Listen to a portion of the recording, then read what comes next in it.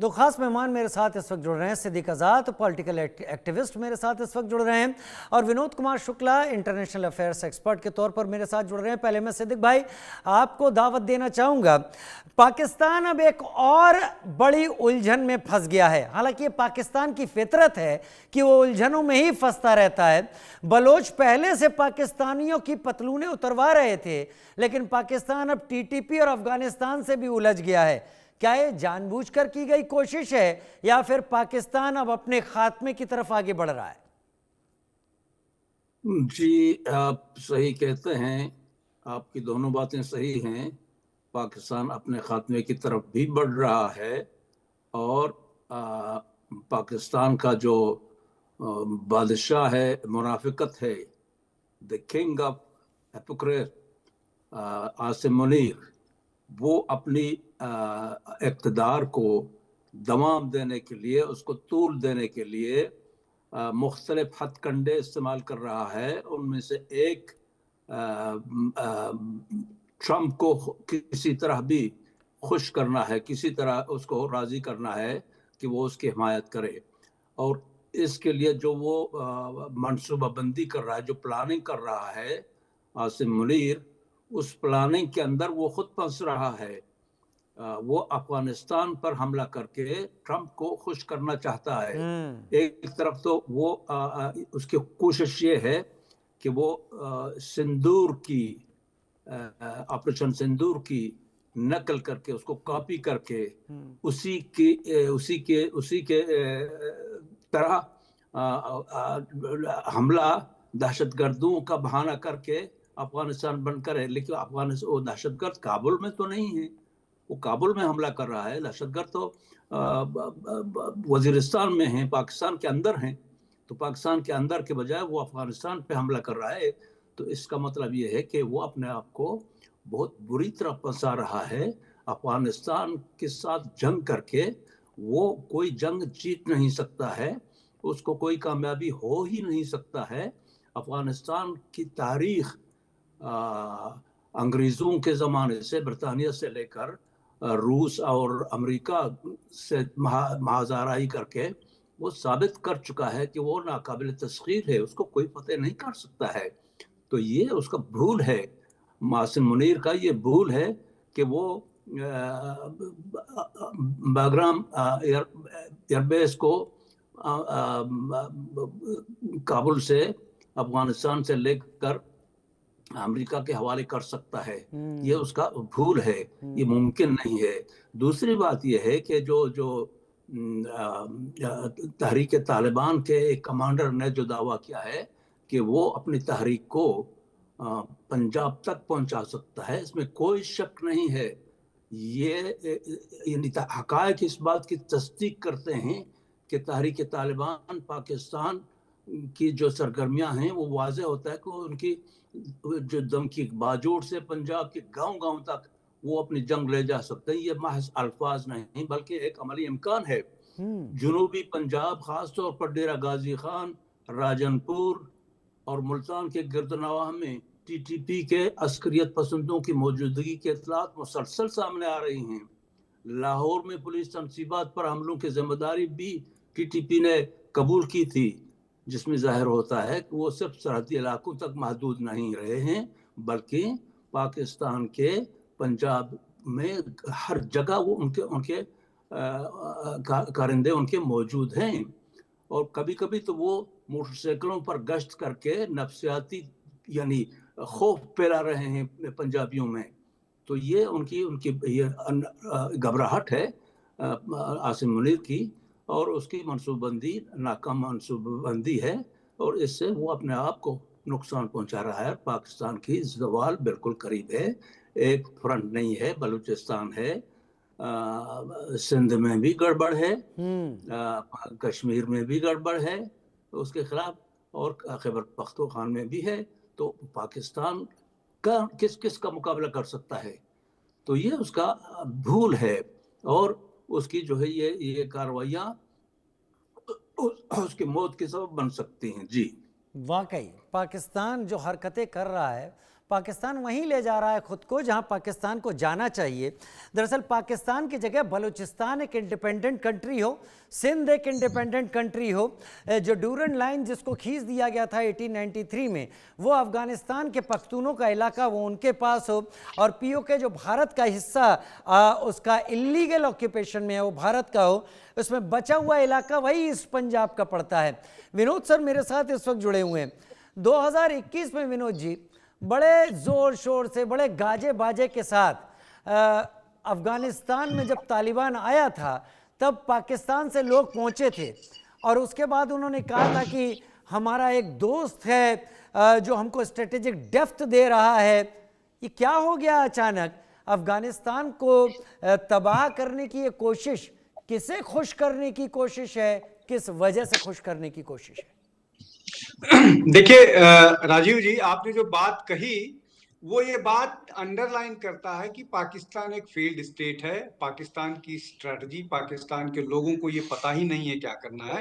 तो जो आपने 2021 की बात की वो उसी बात की तस्दीक है, उसी बात की गवाह है, उसी बात का प्रमाण है कि इनको मालूम ही नहीं है कि इनके बैकयार्ड में, इनके कोर्ट यार्ड में और इनके अड़ोस पड़ोस में क्या हो रहा है और क्या इनकी पॉलिसी होनी चाहिए। भारत के खिलाफ इन्होंने जो पॉलिसी की उसके रखी पूरे 47 के बाद से, वो इनको बर्बादी के कगार पर ले आकर के खड़ा किया है। अब ये इन्होंने ये सोचा होगा, जो जो उस समय के लोगों की बात थी कि ये पाकिस्तान और अफगानिस्तान मिलकर के, चूंकि अफगानिस्तान ने अपने आप को जो खुद मुख्तारी करते हुए जो उनके देश पे अमेरिकी लोग थे उनको वापस जाने के लिए मजबूर किया है। उसके बहुत सारे फैक्टर्स हैं, उस पर फिर कभी चर्चा करेंगे। लेकिन अमेरिकी वापस गए, पूरा का पूरा जिम्मा वो तालिबान सरकार के पास आया। अब तालिबान को लेकर के भारत में भी बहुत सारे कॉन्ट्राडिक्शंस थे, देवबंद और बहुत सारी चीजें थी, वो भी एक अलग मसला। लेकिन पाकिस्तान को ये लगा कि शायद हमारे लिए एक ऐसा वो हो गया, हम 1 से 2 हो गए, और अब वो 1 से 2 के साथ बांग्लादेश को भी मिला करके 3 करने की कोशिश कर रहा है, वो भी एक अलग चैप्टर है। लेकिन यहाँ पर उसको अब एहसास होने लगा है कि जो वो चाह रहा था या जो वो करना चाह रहा था, वो ये चाह रहा था कि किसी तरह से वो वहाँ की पॉलिसीज जो अफगानिस्तान है वो पाकिस्तान डिसाइड करेगा।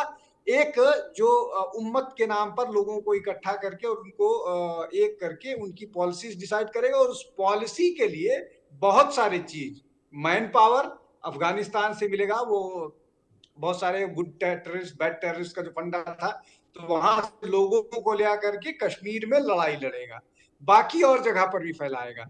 लेकिन उसका वो उल्टा पड़ गया। भारत ने अपनी पॉलिसीज टुवर्ड्स तालिबान जिस तरह से रखी, बहुत कॉशियसली प्ले किया, और आपने अभी देखा बहुत सारी चीजें होती हैं जो आपको उस समय लगता है, किसी को भी उस समय लगता है, इसलिए कि भारत के जो तालिबान के तरफ या अफगानिस्तान की तरफ जो पॉलिसीज थी उसको लेकर के डोमेस्टिकली बहुत आलोचना हो रही थी। लेकिन बहुत सारी चीजें लोगों को, कम से कम मोदी सरकार के बारे में बाद में महसूस होता है कि अरे ये ऐसा प्लान कर रहा था। तो आप देखिए कि जो पाकिस्तान एक के साथ जुड़ करके भारत पर अटैक करने वाला था, वो इस तरह की स्थिति में फंसा हुआ है कि अब उसको अपने आप को बचा पाना मुश्किल हो रहा है। एक और जो महत्वपूर्ण बात है जिसको समझ लेना चाहिए, इसका बड़ा ग्लोबल एस्पेक्ट है।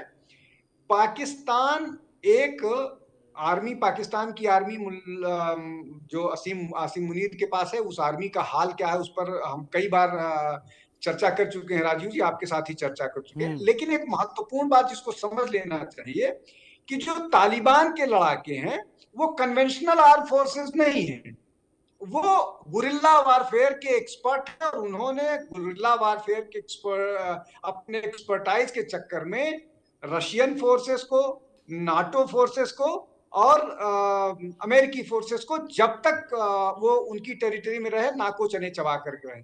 अब इसको समझने वाली बात है, मैं इसका हिस्टोरिकल एस्पेक्ट एक लाइन में बता दे रहा हूं। यही गुरिल्ला फोर्सेस है जिसने मुगलों को भारत में ध्वस्त कर दिया। इसी वारफेयर के चक्कर में मुगल एम्पायर का डिक्लाइन हुआ। एक बात, यही वारफेयर है जिसने वियतनाम में अमेरिका को नाको चने चबाए, और ये तालिबान उसी स्ट्रेटजी पर काम करता है। इस फोर्स के साथ पाकिस्तानी फोर्स को लड़ पाना मुश्किल है, एक एस्पेक्ट। दूसरा एस्पेक्ट ये कि ये जो डिप्लोमेटिक उसमें इसका पूरा फ्रेमवर्क है, इसके पीछे जो डिप्लोमेसी है, वो डिप्लोमेसी पाकिस्तान के समझ के बाहर है। पाकिस्तान को लग रहा है कि वो इसके बाद इससे अमेरिका को खुश कर देगा और अमेरिका से उसको कुछ और पैसे मिल जाएंगे, कुछ और हथियार मिल जाएंगे। ये एक दूसरा मुगालता है। तीसरा मुगालता ये है कि जो फोर्सेस के पीछे टीम है, वो टीम जो है वो इनकॉम्पिटेंट है। और बड़ी ये बात हो रही थी कि जो दहशतगर्द हैं, दहशतगर्दों पर आक्रमण हो रहा है, पाकिस्तान करने की कोशिश कर रहा है। अरे पाकिस्तान सबसे बड़ा दहशतगर्द वो है, और उन दहशतगर्दों का जो मुखिया है, उन दहशतगर्दों का वो आसिम मुनीर है। उसने पहलगाम में हमला कराया, वो दहशतगर्दों से निपटने की बात कर रहा है। मतलब ये अपने आप में कितना विरोधाभासी बातें हैं कि मतलब इस पर आप सिर्फ हंस सकते हैं, उसके अलावा और आप कोई वो नहीं कर सकते। और आपने दूसरों की जमीनों पर कब्जा करके रखा है, आपने बलूचिस्तान पर जबरदस्ती कब्जा करके रखा हुआ है, और आप दूसरों को सबक बताते हैं। हमारा पीओके पर आपने कब्जा कर रखा है धोखे के साथ, आपने वैसा ही बलूचिस्तान के साथ कर रखा है। खैबर पख्तूनवा के साथ आप किस तरह का व्यवहार करते हैं, सिंध के साथ आपने क्या किया। ये कुल मिलाकर के इतने सारे कॉन्ट्राडिक्शंस हैं इनकी बातों में, इनके व्यवहार में, इनकी पॉलिसीज में, इनके ओरिजिन में कॉन्ट्राडिक्शन। वाकई सिद्दीक आजाद मेरे साथ इस वक्त जुड़े हुए हैं। सिद्दीक आजाद, क्या पाकिस्तान अफगानिस्तान के साथ एक बड़ी जंग में उलझने की गलती करना चाहेगा, करेगा? क्योंकि अगर ये जंग लंबी खिंचती चली गई तो हालात पाकिस्तान के लिए कहीं ज़्यादा प्रॉब्लम में आ जाएंगे। वैसे ही बलूचिस्तान में मार खा रहा है, पतलूने वहाँ पर बलूचिस्तानियों ने 500-600 सिपाहियों की तो यूं ही उतरवा ली थी, यहाँ भी पतलूने उतरी। मेरा कहने का मतलब ये कि क्या अफगानिस्तान जवाब दे पाएगा पाकिस्तान को माकूल? जी, अफगानिस्तान के पास, अफगानों के पास 50 साल का गोरिल्ला वॉर का तजुर्बा है। 50 साल से वो दुनिया के बड़े बड़े जो ताकतवर तरीन ममालिक हैं, रूस था, अमेरिका था, इनके साथ उनकी मुठभेड़ रही है और शिकस्त दिया है उन्होंने। उनके पास तजुर्बा है और उनके पास जो ज़मीन है, अपनी सतह ज़मीन इस तरह से है कि पाकिस्तानी फ़ौज वहाँ लड़ नहीं सकती, सिर्फ अफगान लड़ सकता है। या बलूचिस्तान का जो ज़मीन है, जो टेरेन है, वहाँ पर सिर्फ बलूच लड़ सकता है।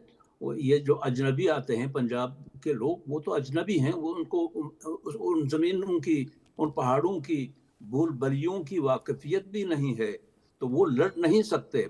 अगर आसिम मुनीर ये जुआ खेलेगा कि अफगानिस्तान के साथ अपना जंग जारी रखेगा, तो ये उसके लिए आखिरी मौत का आखिरी पैगाम है, मैं यही समझता हूँ। और शायद उसके जो इर्द गिर्द लोग हैं वो उनको समझाएंगे, उनको बता देंगे कि माफ़ी मांगो और पीछे हट जाओ, ये जंग तुम जीत नहीं सकते और नहीं जीत सकता है, बिल्कुल नहीं जीत सकता है ये जंग। और शायद वो मैं समझता हूँ कि वो अमेरिका को थोड़ा बहुत खुश रखने के लिए, उसकी चापलूसी करने के लिए शायद कुछ दिनों तक जंग जारी रखे, लेकिन ज़्यादा तूल नहीं दे सकता है। तो उसके पास ऐसा कोई यानी वो नहीं है। तो सिद्दीक आजाद, आपको लगता है कि बीएलए, बीआरजी और टीटीपी के एक होने का वक्त आ गया है? जी, इसके इम्कानात बहुत कभी हैं, क्योंकि जब दुश्मन मुश्तरक होता है तो फिर वो सब मिलकर, तमाम जो ताकतें हैं, जो अनासर हैं, जो तंजीमें हैं, वो सब मिलकर फिर वो एक मुश्तरका दुश्मन का मुकाबला करते हैं, और इसके इम्कानात कभी हैं। और अफगानिस्तान आसिम मुनीर ने ये जो जंग छेड़ दिया है अफगानिस्तान के साथ, इससे बलूच मुजाहमती जंग को बहुत ही सपोर्ट मिलता है इससे, क्योंकि उसकी एक तरफ जो ताकत है, जो पंजाबी फौज की ताकत है, बलूचिस्तान पर जो दहशतगर्दी कर रहे हैं, वो उसका ध्यान कम हो जाता है थोड़ा सा, और उनको बलूच मुजाहमती तंजीमों को ज़रा सांस लेने का फुर्सत मिल जाता है। तो हम चाहते हैं कि आसिम मुनीर ये बेवकूफ़ी को थोड़ा सा लंबा करे, थोड़ा सा तूल दे दे उसको अफगानिस्तान के साथ, वो अपनी जंग को थोड़ा सा तूल दे दे, ताकि हमें बलूचिस्तान को, बलूचों को टाइम मिल जाए अपनी तहरीक को, अपनी मुजाहिमत को कामयाब बनाने के लिए। तो ये बहुत अच्छी बात है हमारे लिए, तो कम से कम बहुत अच्छी बात है बलूचों के लिए।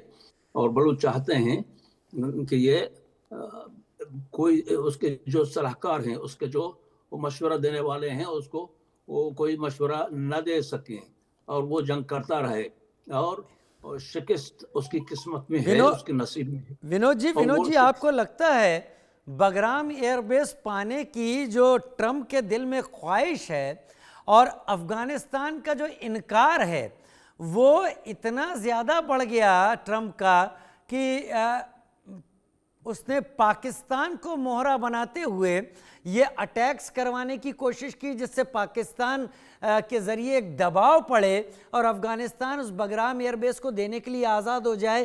क्या ये एक सिचुएशन हो सकती है, पॉसिबिलिटी हो सकती है? राजीव जी, एक गालिब की कहा वो है, कॉपलेट है, मुझे मतलब उर्दू के और फिलोसफिकल सेंस में नहीं है मालूम है, लेकिन जो अभी की सिचुएशन है कि हजारों ख्वाहिशें ऐसी कि हर ख्वाहिश पे दम निकले, तो गालिब की इस यहाँ पर बड़ा सूट हो, इसलिए बहुत सूट निकले करता मेरे है। अरमान, लेकिन नोबल ना हाँ, निकले। हाँ, नोबल न निकले। तो ऐसी अनगिनत ख्वाहिशें हैं ट्रंप की, उसका क्या कर सकते हैं। अब उनकी जो ख्वाहिशें हैं, उसको पूरी करने के लिए अब उनकी ख्वाहिश ये है कि भारत ये मान ले कि ऑपरेशन सिंदूर पर उन्होंने सहमति कराई, वो बगराम एयरपोर्ट पाकिस्तान दिला। अब अगर अमेरिका ये सोच रहा है कि बगराम एयरपोर्ट उसको पाकिस्तान दिला सकता है, तो इस ख्वाहिश को हम क्या नाम दें, ये भी एक बड़ा प्रश्न है। ऐसा पॉसिबल है कि होगा। और तब जब लीडरशिप ने साफ मना कर दिया कि 1 इंच जमीन नहीं देंगे, किसी कीमत पर नहीं देंगे, और ये कोई डेमोक्रेटिक इलेक्टेड या उस तरह की बात नहीं है। उनकी लीडरशिप का जो एक बात होता है, जो मसला होता है, वो मतलब मैं तालिबान लीडरशिप की बात कर रहा हूं, तो वो है। और ये प्रॉक्सी वॉर से कोई किसी समस्या का समाधान नहीं होता है। वो बहुत सारे जगहों पर कहते हैं कि हम भारत पर दबाव लिए बना रहे हैं कि भारत रशिया पर दबाव बनाएगा। मतलब ये एक अवधि में कहावत कही जाती है राजीव जी, हो सकता है आपकी तरफ, लग्गी से पानी पिलाना। मतलब लग्गी जिससे आम तोड़ा जाता है, उसमें पानी आता नहीं है, लग्गी से पानी पिलाना, विच इज इम्पॉसिबल। तो ये वैसी ही कवायद ट्रंप साहब कर रहे हैं। एक छोटी सी और बात कह दूं जो महत्वपूर्ण है, जिसको समझ लेना चाहिए। देखिए, आसिम मुनीर साहब जो कर रहे हैं और पाकिस्तान जो भुगत रहा है, वो ये कि वो एक्सपोज हो रहा है। ऑपरेशन सिंदूर में जो हथियार उन्होंने इस्तेमाल किए, वो भारत के बॉर्डर भी नहीं पार कर पा रहे। अभी जो वो हथियार इस्तेमाल कर रहे हैं, वो अटैक करना चाह रहे हैं काबुल, वो रास्ते में गिर जा रहे हैं। भारत पर तो, भारत के पास तो मान लीजिए इक्विपमेंट्स हैं, उन्होंने इंटरवीन करके गिरा दिया। यहाँ पर मतलब इसको एक लाइटर नोट पर ये कहिए कि उनके जो 3-4 जो नाम है मिसाइल, गजनी, गोरी, अब्दाली, वो अपने देश क्यों जाएंगे? एक बात तय है, पाकिस्तान बलूचिस्तान में भी मात खा गया है, और बलूचिस्तान को हम पाकिस्तान का हिस्सा ना माने तो ज्यादा बेहतर होगा, क्योंकि बलूचिस्तान पर पाकिस्तान ने कब्जा किया था। बलूचिस्तान अलग कंट्री है। पाकिस्तान अफगानिस्तान से भी मात खा रहा है, और पाकिस्तान इस बात को भी याद रखे है कि ऑपरेशन सिंदूर अभी रुका नहीं है। अगर और मिस एडवेंचर हुए तो वो भी शुरू होगा। सिद्दीक आजाद भाई आपका, विनोद सर आपका जुड़ने के लिए बहुत शुक्रिया हमारे साथ। एक छोटा सा ब्रेक, जल्द हाजिर होते हैं।